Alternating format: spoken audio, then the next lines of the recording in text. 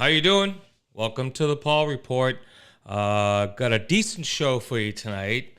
On a scale of 1 to 10, we're going about an 8, maybe. We'll see what happens. But we hope you enjoyed. I'm glad you're here. And get ready, buckle in, because it's going to be a fun ride. Eddie Zenga, you better be here. Kick it!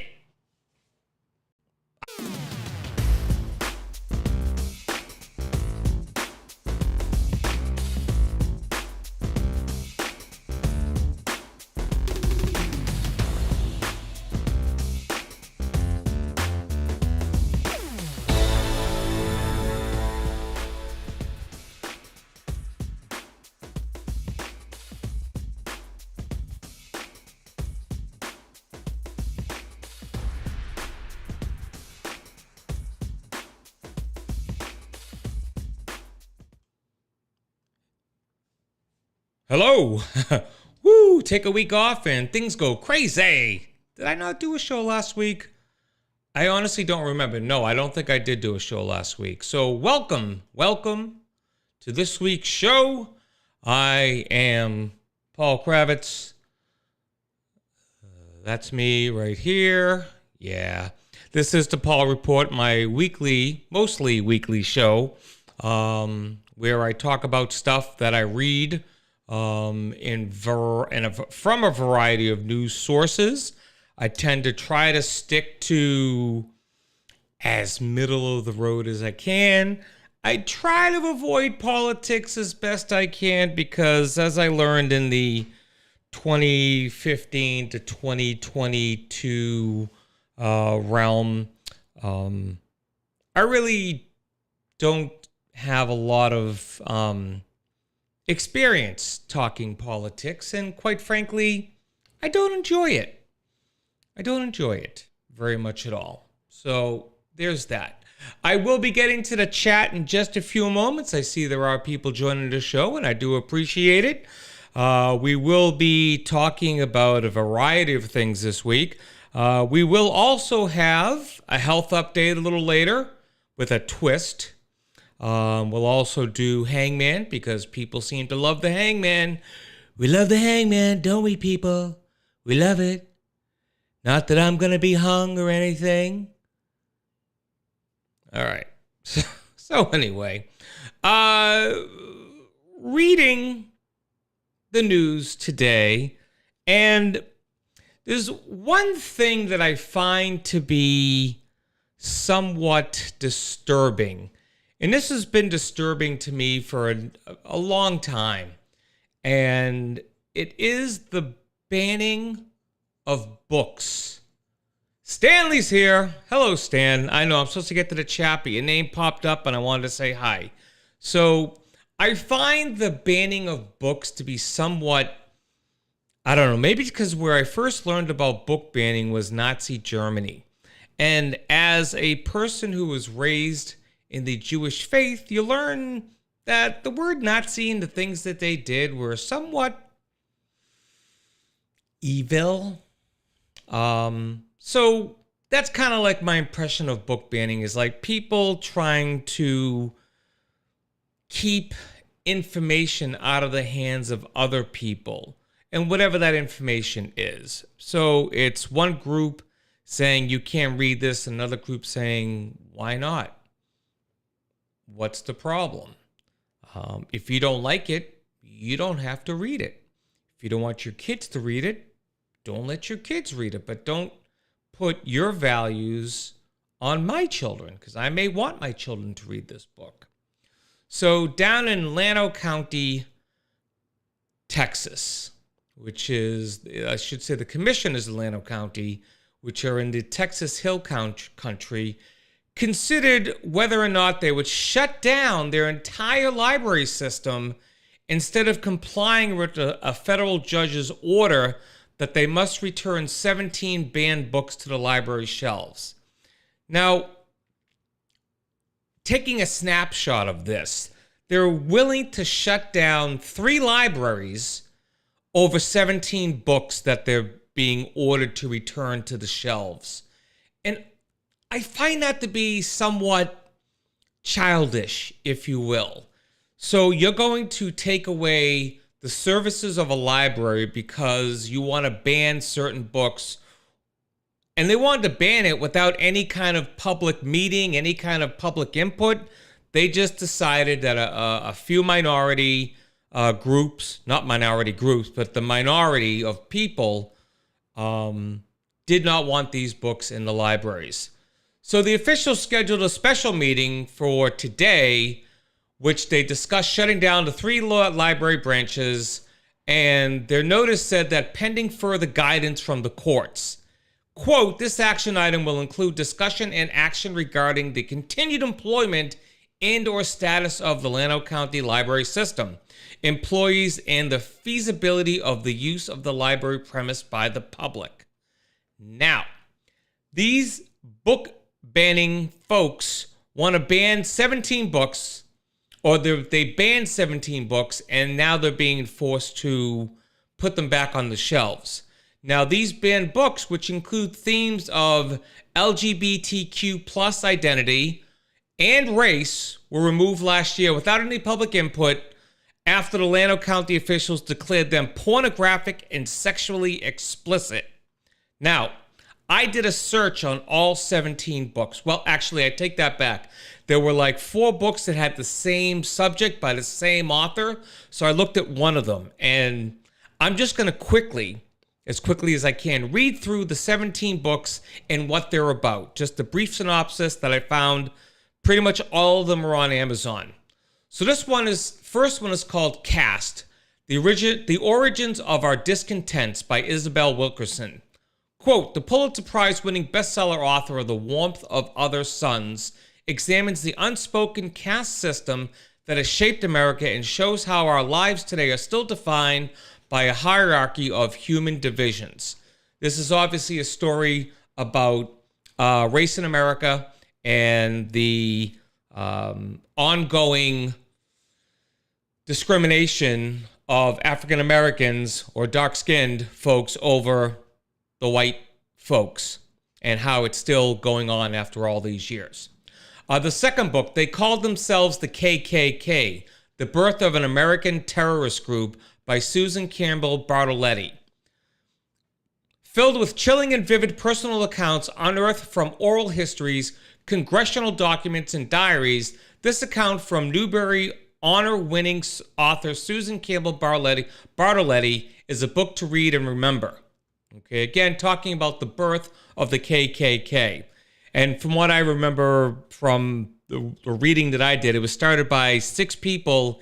I think it was Tennessee. And they raided a linen place. They put the sheet over their head. They did all this stuff. And it was started by 6 people. And they called themselves the KKK. The next book being banned, Being Jazz, My Life as a Transgender Teen by Jazz Jennings. Now, Jazz Jennings is a reality TV star, teen advocate, and a trailblazer, named one of the most 25 influential teens of the year by Time. Shares her very public transgender journey as she inspires people to accept the differences in others while they embrace their own truths. I mean, I think we all could benefit from accepting the difference in others and embracing your own truths. Again, not sure why it's banned exactly. The next title is called Spinning by Tillie Walden. Tillie Walden's Eisner Award-winning graphic memoir, Spinning, captures what it's like to come of age, come out, and come to terms with leaving behind everything you used to know. I guess Tillie was a figure skater and comes from a very strict background, and then this book tells her story. All right, In the Night Kitchen by Maurice Sendak. In the Night Kitchen is a classic story of Mickey's adventure in the baker's kitchen as to prepare our morning cake. Milk in the batter, we bake cake and there's nothing the matter. Or nothing's the matter, the bakers sing. That was in the description. The bakers in the night kitchen need more milk for their batter, but then Mickey falls into the cake. They decide to put him in the oven anyway, but Mickey has different plans. He escapes in a plane made of bread dough and helps the bakers find the milk at last. this is a quote, a celebration of the primal sensory world of childhood and its affirmation of its imaginative potency. Again, I'm not seeing an overt problem here with children using their imagination to think outside the box. Again, this is a graphic book in that it has pictures and what have you. The next one, It's Perfectly Normal, Changing Bodies, Growing Up, Sex and Sexual Health by Robbie H. Harris.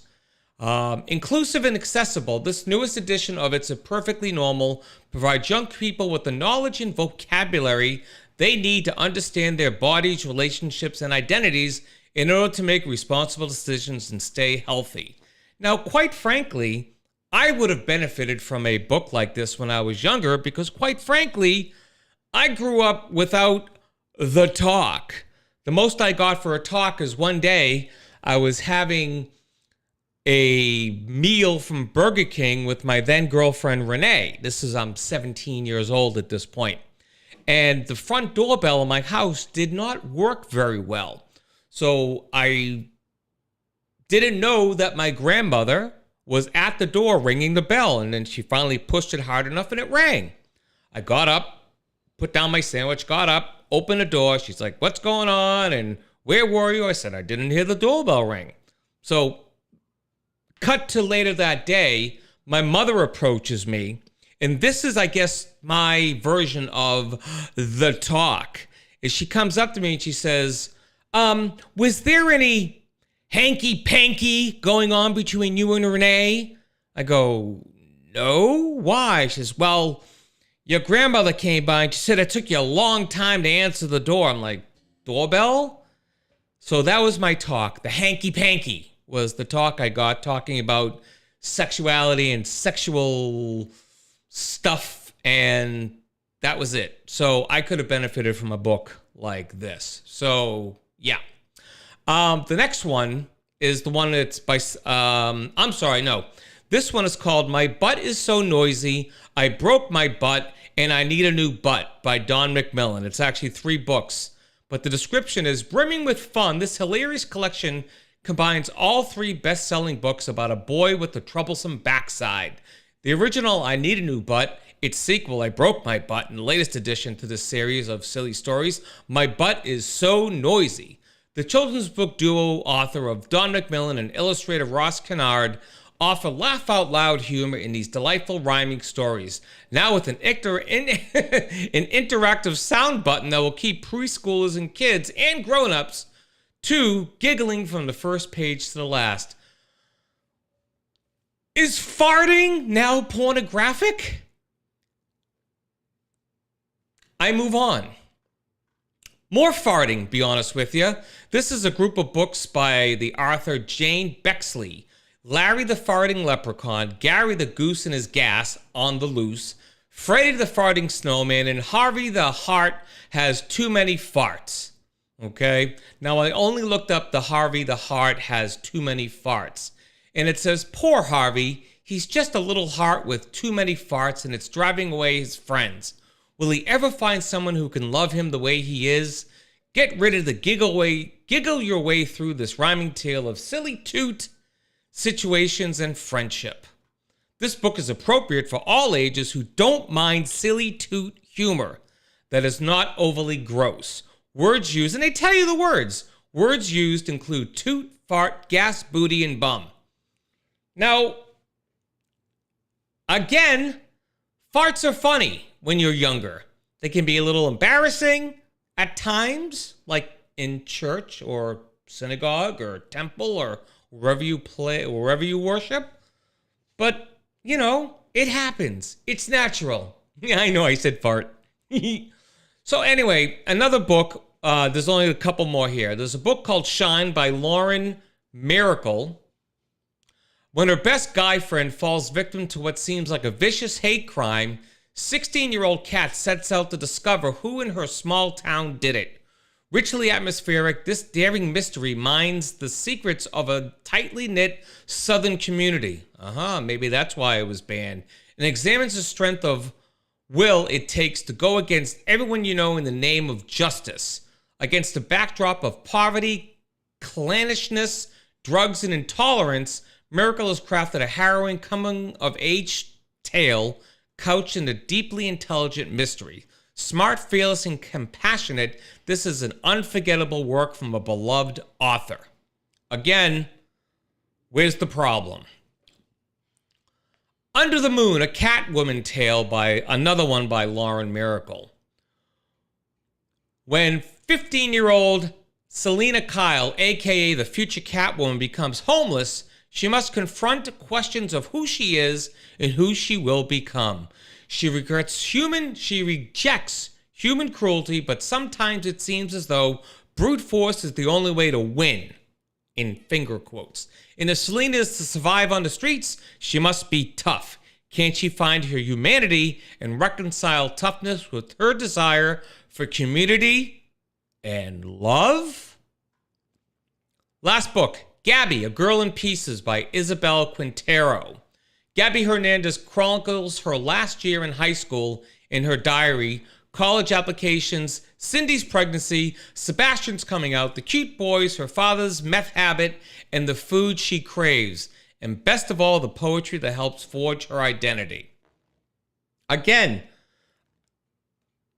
in any community, in any city, in any state of this country, you're going to find a teen living that life. So in what world do we live in that you wouldn't want someone who is living in that world to commiserate with someone else who would live through it and give them some sense of hope? And I'm sorry, I lied. I have one more book. It's called Freak Boy by Kristen Elizabeth Clark. From the outside, Brendan Chase seems to have it all. Have it pretty easy, sorry. He's a star wrestler, a video game aficionado, and a loving boyfriend to a seemingly perfect match, Vanessa. But on the inside, Brendan struggles to understand why his body feels so wrong, why he sometimes fantasizes having long hair, soft skin, and gentle curves. Is there even a name for guys like him? Guys who sometimes want to be girls, or is Brendan just a freak? Again, any city of any state of any of this country or anywhere in the world, you will find people who are just like the character of Brendan. And why wouldn't you want them to have a resource to go to or a commiseration point? So 7 parents sued the county last year for removing access to these books, and a federal judge, his name is Robert Pittman, ordered the 17 books to be returned to the shelves on March 30th because officials had targeted them for the ideas they contain. Supreme Court precedent bars book removal based on viewpoint discrimination. So the county appealed, and on Thursday, Llano County Commissioners met to consider closing its libraries entirely rather than comply with the judge's order. I mean, speak up in the chat if you agree with the idea of shutting a library down because of 17 books that were banned by a minority of people in the community. A quote, the impact of costing employees their jobs there at the Llano County Library is going to really deprive residents of all sorts of services, not just access to books, but things like how to write a will, how to get a divorce, how to take care of a baby, or how to get a license or learn English.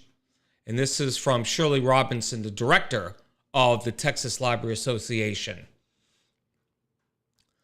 She added that it should also be a wake-up call to people across the country, as this is part of again, these are her words, not mine, this is part of a right-wing trend nationwide challenging and banning books and harassing librarians. What's happened over the last couple of years has really shaken them to their core. We know that this really is an agenda that's being propagated by small, vocal minority for political purposes. The very confidence of librarians, I can't say that word, has been called into question, Robinson added. Book bans and attempts to defund public libraries are taking place across the United States. Republican lawmakers in Missouri just passed a budget that includes no funding for the state's public libraries. Republican State Rep Dirk Deaton said that these attempts are not book bans, rather they are protecting innocent children. Isn't that up to the parents that these same people yell at because I don't know. But in 2022, the American Library Association reported 1,269 book challenges nationwide, the most since it started tracking them 20 years ago. Public libraries, there's a quote, public libraries are not meant to serve particular ideology factions. They are meant to serve diverse communities, providing access to a wide range of knowledge and ideas. Closing a library system would be a violation of the core tenets of a free and open society, said Casey Meehan, who's the program director for the Freedom to Read project at PEN America. Let's see. She further said, the proposal to close the Llano library system is not only an end run to avoid complying with the district court's decision, it's a vindictive response to the situation that is deeply undemocratic. It would send an alarming message that county officials should have the power to pick and choose what books people can read and to shutter a public institution if they get any pushback. So, again, Jen, you're absolutely right. It's Fahrenheit 451. And, a work of fiction, however, it's slowly becoming nonfiction. Ugh. All right, let me quickly get to the chat. I want to say hi to the people that are here. I see I'm here. Jen's here. Hello, my love. And Stanley's here. Now, I do see there are other people listening. So if you're listening, just drop a hi. We welcome our guests. We don't belittle them or make fun of them. We love people who join our show. And I just saw another one join in. So please, please, please say hello. And Stanley, I'm assuming that goal means it's a Bruins goal. Bruins are kicking ass this year. They're doing well, I have to say. So again, I'm asking for some feedback here as to, do you think this is right? Do you think this is, just barring political party stuff, does this make sense? Dominic, hello, sir. Dominic, we're talking about the Llano County in Texas who is threatening to close 3 libraries because of 17 banned books that they refuse to put back on the shelves. So instead of putting it back on the shelves, they're just going to close 3 libraries completely and, lay off the people who work there and have a job there and feed their families, et cetera, et cetera. So, and Dan's here too. Thank you, Dan. So we're kind of in this, quasi, like Jen said, like a Fahrenheit 451. It just seems kind of wrong to ban it because of these 17 books. And I went through, if you've been listening, you heard the description of the books that they banned, and it just seems kind of silly. Now, again, I'm not for banning any books. I feel as if a library is a public institution. If you don't want that book or you don't want to read that book, don't read it. Simple as that. It's like, what was it? I think it's Al-Anon that they're saying is take what you want, leave the rest on the table. Go to the library, take out the book you want. And that's all you have to do. You don't have to judge a book and say that people can't read it. I mean, it just seems, again, I come from a background where I learned about book burning from the Nazis. So to me, the relationship is kind of, I don't know, it's bordering on some kind of evil, and it seems agenda driven, and it seems like, you want people to parent their children, but yet you're forcing parents who, want their children to read this type of stuff for whatever reason. You're I don't know. It just doesn't seem right. It seems, like you said, Dominic, it seems silly to close the libraries because of these 17 books. I mean, if I don't know. I just don't know. Maybe, I don't know what to say anymore. It just seems dumb. It seems just totally idiotic to do that. So, hey, Andre, thanks for joining the show. Don't let my wife see that because I have to finish our taxes too. And yeah, I mean, that's right. You're right. Oh, I'm sorry. Let me just see what, let's see, Dominic wrote.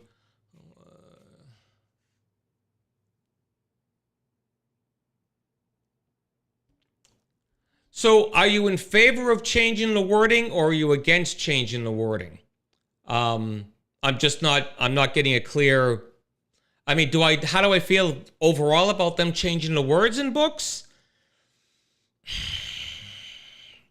I'm not a huge fan of changing words in books, but I don't want to say but. I'm not a big fan of it. However, it's not a but, it's a however. If there is, how do I put this? I don't know. Yeah, and I think that's where, I mean, I was about to say, if there were words in there that are offensive to people, the same reason applies.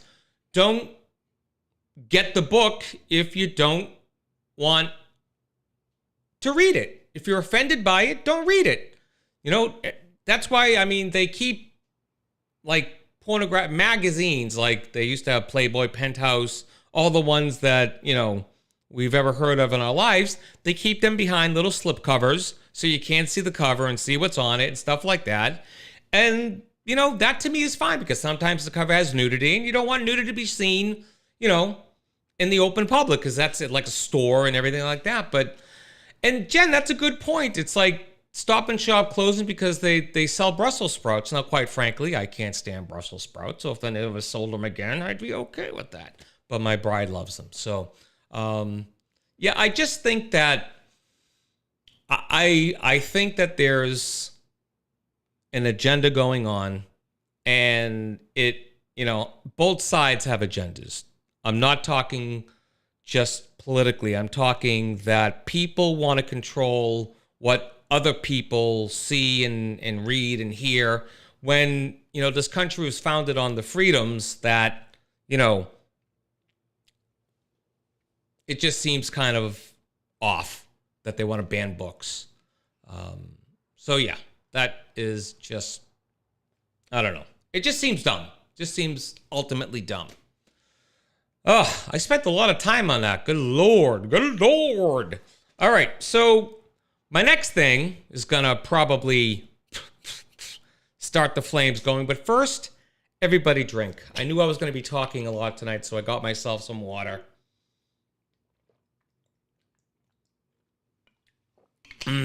Delicious. I agree, Andre. I agree. And I was honestly, before I was thinking about changing words that are offensive, but then I thought to myself, no. If the words are offensive, those are the words that the author, like you said, Andre, that's what the author meant to say. And if it's tough for people to read, maybe it's supposed to be tough to read. Maybe you're supposed to feel uncomfortable when you hear that word, because whatever word it is. And yeah, where is Eddie? He, wah, why didn't you do a show tonight? And he doesn't even show up. So maybe he's lurking in the background. All right, I'm going to switch gears, and I'm going to bring up this Did You Know segment. Did you know that in Kentucky, there is a law that says when guns are confiscated by the police, they're required to turn those guns over to the state, who in turn is required to auction off these weapons. Now, couple questions. The first is the gun in question auctioned to licensed gun owners? Fair question, I'd say. And secondly, is there a waiting period for background checks? Whatever the norm is at this point. And the third question is, Are there any rules regarding guns used in horrific circumstances like a mass shooting, excessive loss of life, etc.?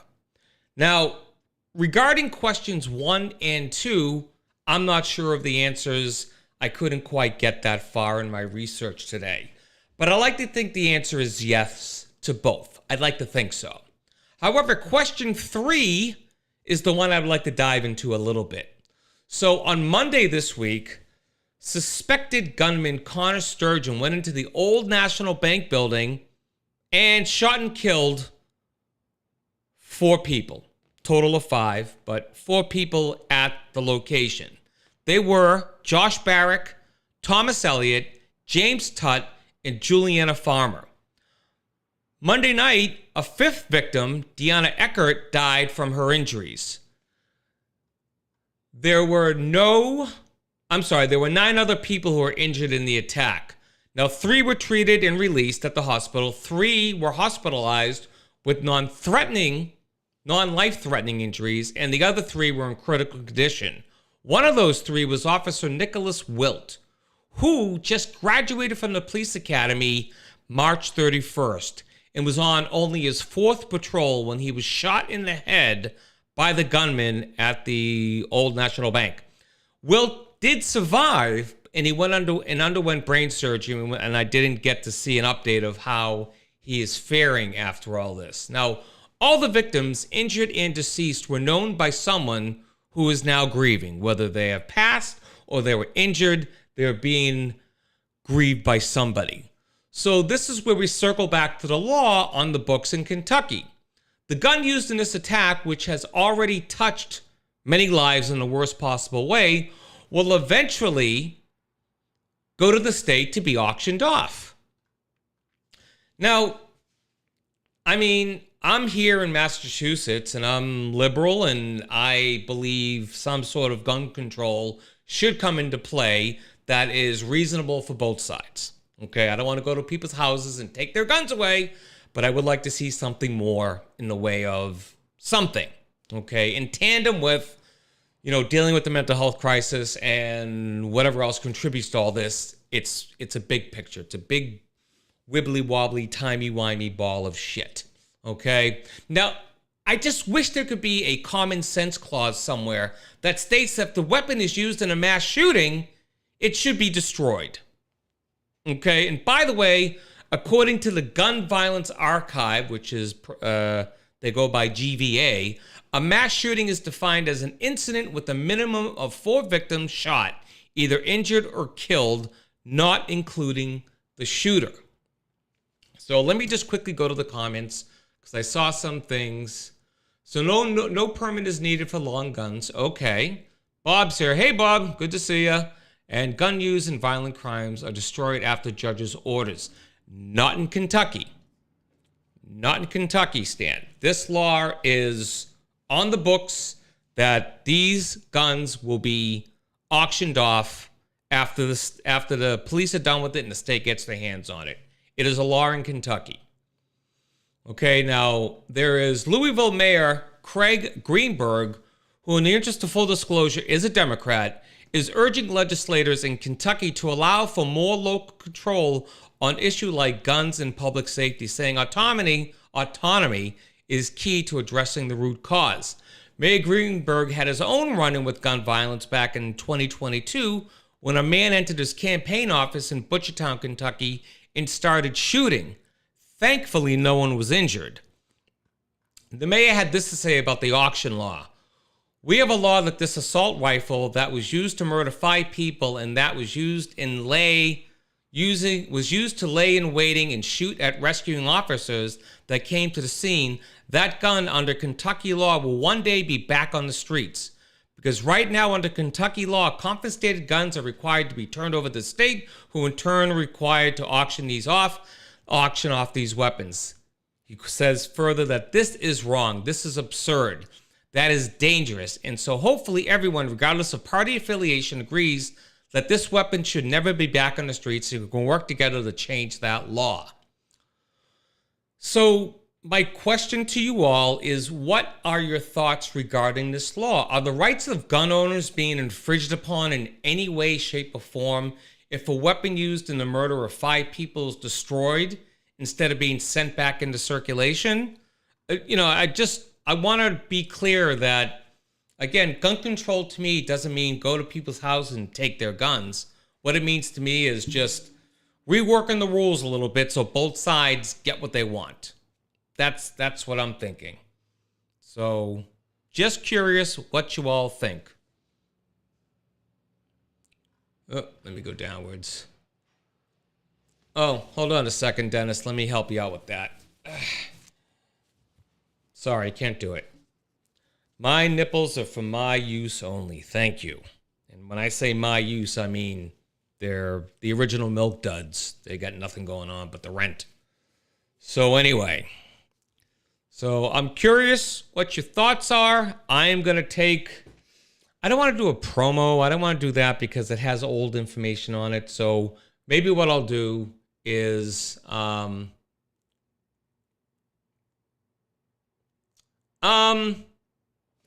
I welcome that, Stan, and if you find something more by any means, let me know. If you find something more on this particular law and what they're going to do with the gun that was used in the mass shooting, I'd be happy.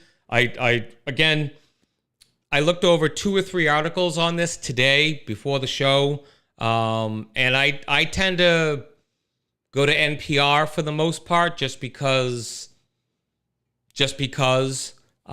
So that's where I got the information from, just so you know where I got my information from. So if you get it from some other source, just let me know where you get it from and I'll be happy to read up on it. Absolutely. Oh, excuse me.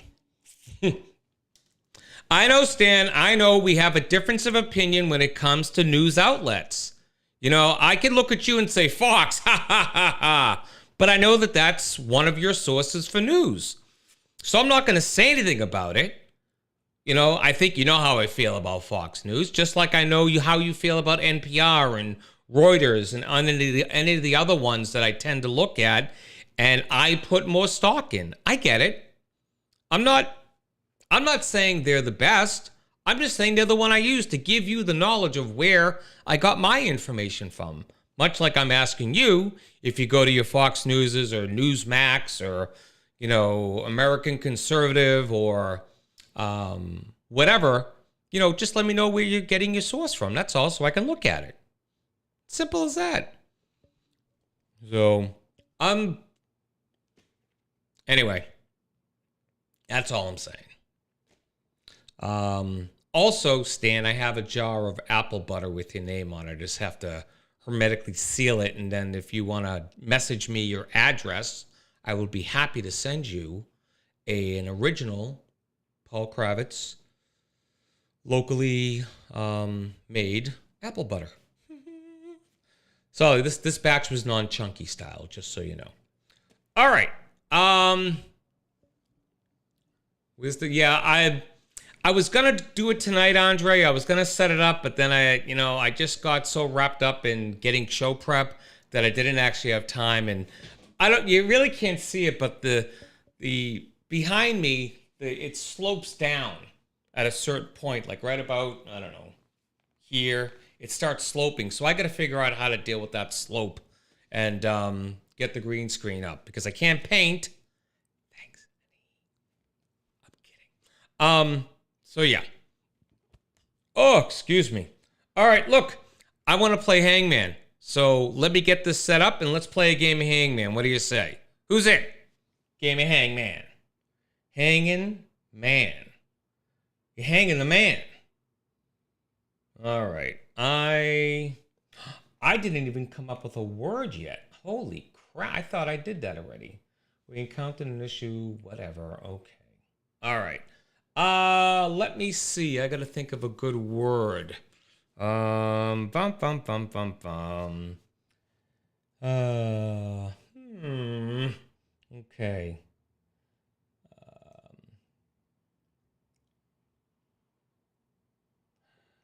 I'll make it easy.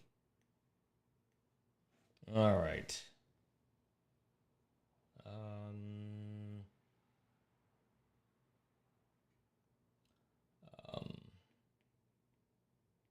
Oh, no, I can't say that. Hold on. Sorry, I gotta. All right, I can say this.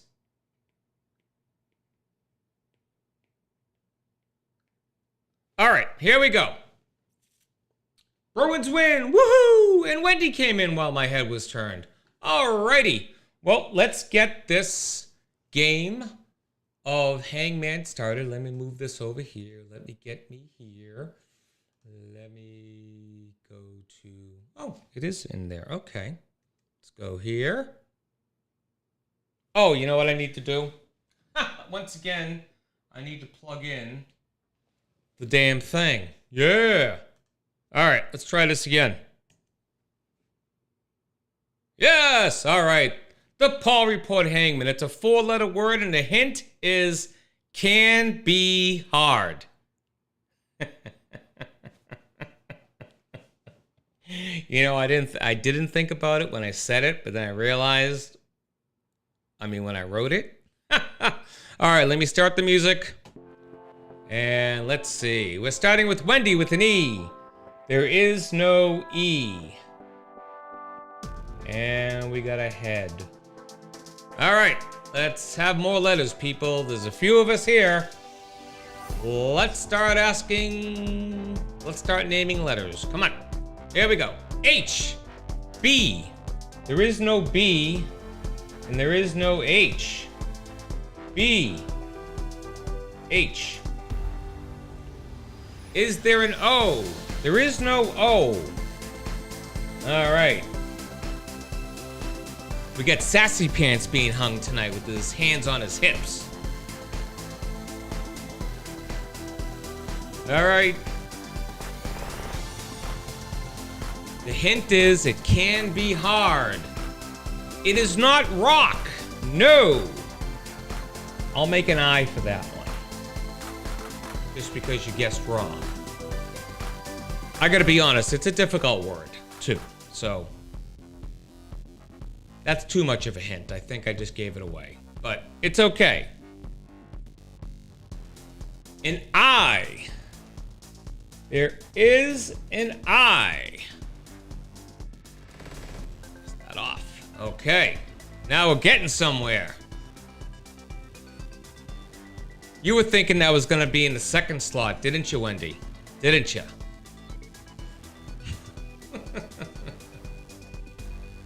I'm a funny guy. I'm a party mushroom. A fun guy. Wah, wah. Is there an A? There is no A.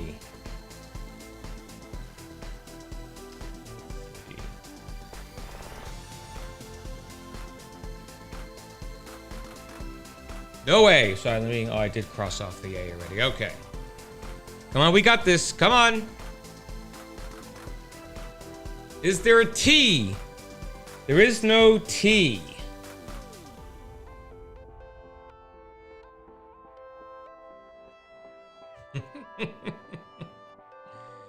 Is there a W and is there an N? No W and no N. I think I made this a little too hard. I think I did. I think I made this a little too hard today. I should have... It's just the first word that popped into my head. I was like, all right, let me go with that because I forgot to look up another word from my list of hangman words. So, again, it can be hard. Is there a Y? There is no Y. Y? Thank you for listening to the... Dan Capello pulls it out of his buttocks. The word, in fact, is quiz. Look at that, Dan Capello. It can be hard, can it not, to have a quiz? Some quizzes are hard. Yes. Alrighty, well, good job, Dan. You get bragging rights for this week. Woohoo! Alrighty. Let's get back to me. I know, but this time you don't have to share it with anybody because no one else got it at the same time you did.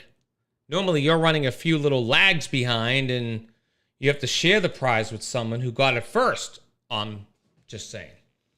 Anyway, That was fun. I'll try to come up with a less hard word. You said hard. You want a GFY award? All right, I'll make you one. Do you want me to make it out to you? Do you want to give it to somebody else? Dare I say,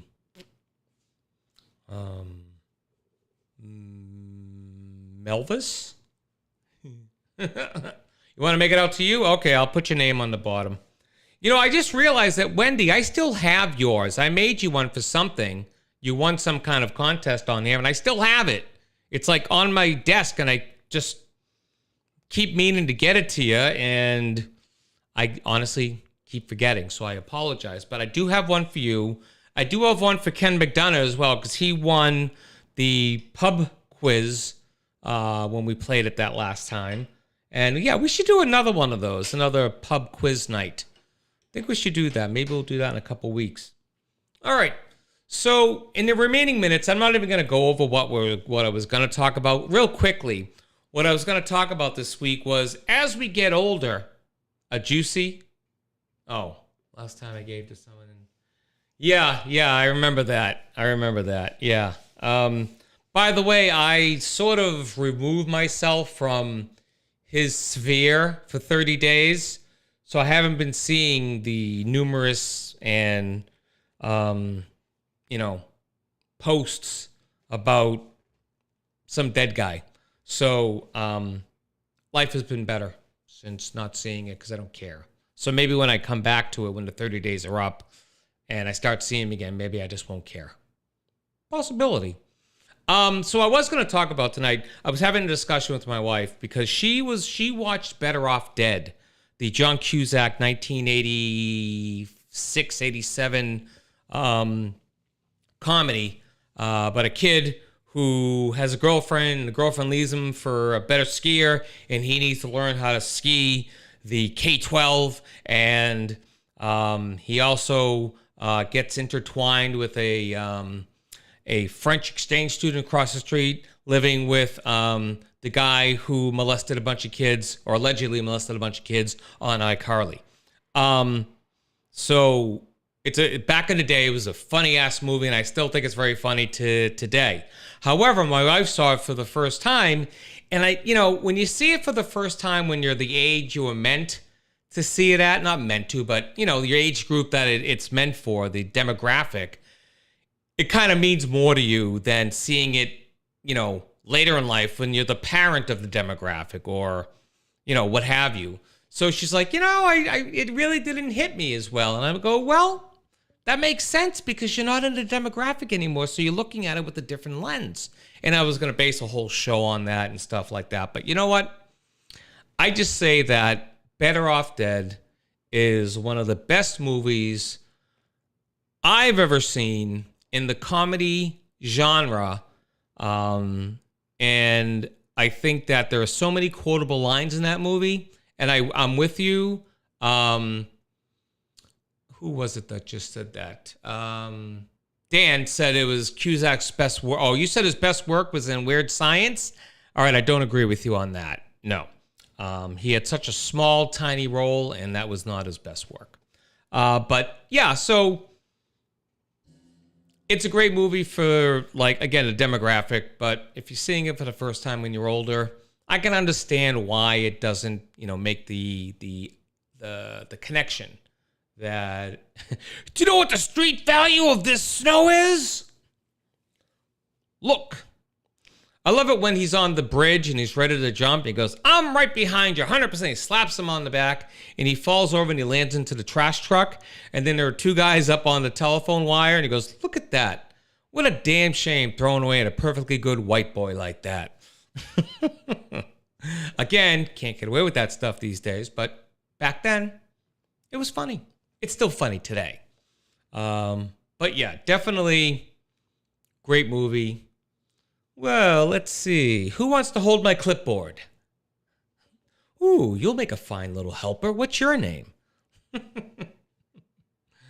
Oh, yeah. Yeah. Sorry your mom blew up, Ricky. All right, so we're going to end this week with some Oh, you know what? I promised my daughter I would do this, so please forgive me. I have to do this now. Give me a second. All right, hold on.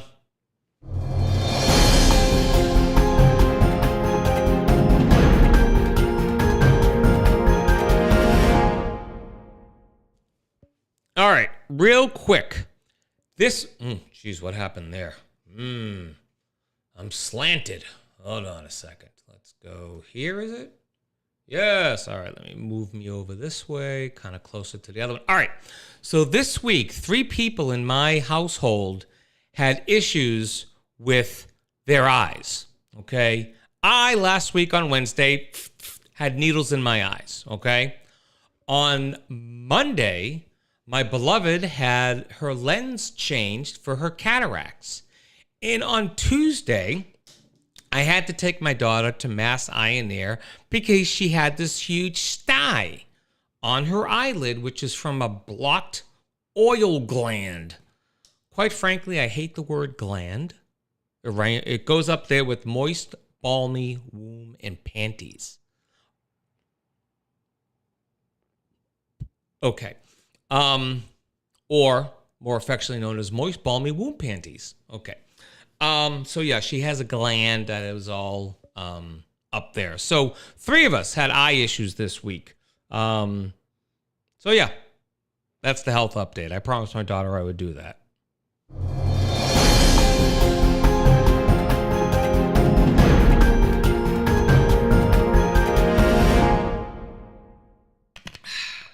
Okay.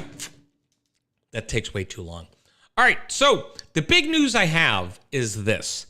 An old friend of mine, Rich, who I knew when we were younger, and we kind of lost touch over time, and we were reacquainted through the masterful sport known as candlepin bowling. Now, Rich came up with an idea to go to as many bowling houses as he could and raise money for charity. He put this past me saying, what do you think? And I came up with an idea to say, hey, why don't we make a documentary about your journey? But then I said, you know what? That's not enough. We got to add something to it. So I said, well, how about that we incorporate like a grudge match thing between Rich and myself, and we'll record our results of the houses that we go to, that we bowl at. And at the end, we can, bragging rights or whatever. Okay.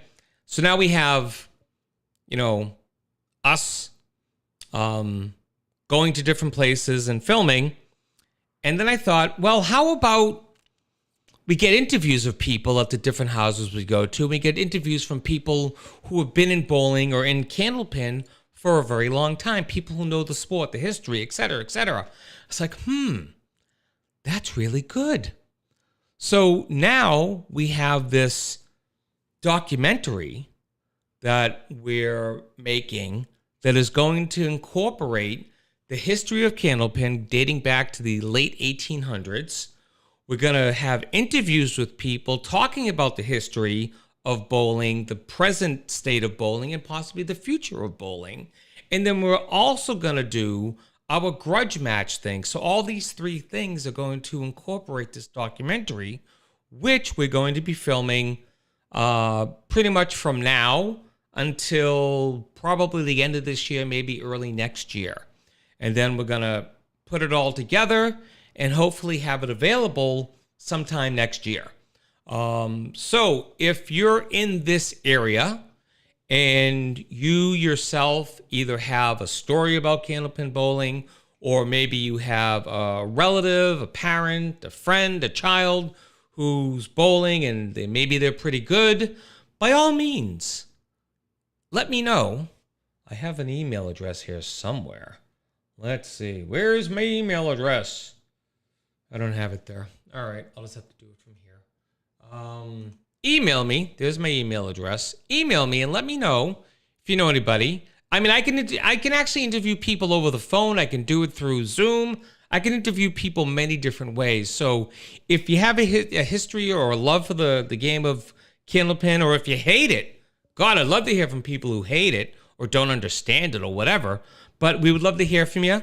And I will be actually, I've spoken to a woman. Her name is Susan Bregman, and she wrote a book about the history of candlepin bowling. And I'm going to have her as a guest on my show when her next book is released, and that should be coming out in a few weeks. And she's a photographer, and she's a pretty darn good storyteller as well. So I'm going to have her on to talk about the candlepin book and her new book that she has coming out. I don't want to misquote the title, so I will put it into the chat later on. But by all means, if you have a story, reach out to me on my email, and I'd be happy to talk to you and maybe get an interview or maybe even a quote or something that we can use for the documentary. But I'm very excited about this, and I think it'll be I think it's going to be pretty good. Don't know where it's going to go, but quite frankly, I'm looking at this as something that I can give to my kids and say, hey, I'm 56 years old and I embarked on this thing. It's never too late, to realize or fulfill a dream that you've had for a long time. I've had a dream of doing a documentary for 20 years now, 20, 30 years. I was going to do a documentary on psoriasis because I'm a sufferer, and I thought I could educate people on it. But then I saw there was one out there, and I was like, and I didn't really pursue it any further. But this deep into my chest, into my lungs, into my heart. Yeah. So by all means, let me know what you think. And yeah. All right, I am going to end the show just a couple minutes early. So I want to thank each and every one of you for coming on tonight. The folks that were here that left, by all means, pretty cool. Weber is a 10-pin bowler, if you're thinking about that guy. Peter, he's 10-pin, man. You know what they call 10-pin in the other parts of the country that don't have candlepin?